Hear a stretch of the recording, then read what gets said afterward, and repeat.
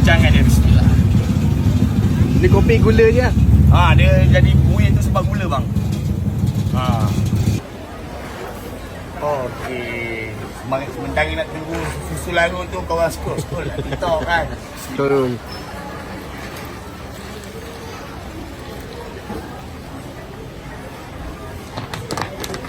Dia yang goncang tu, buih-buih tu yang boleh diminum. Orang kena pakai UST aja. Jangan pakai kelapa parut, nanti tak jadi. Kelapa parut dia serunding aja. Jadi serunding, kopi serunding nanti kan. Bismillahirrahmanirrahim.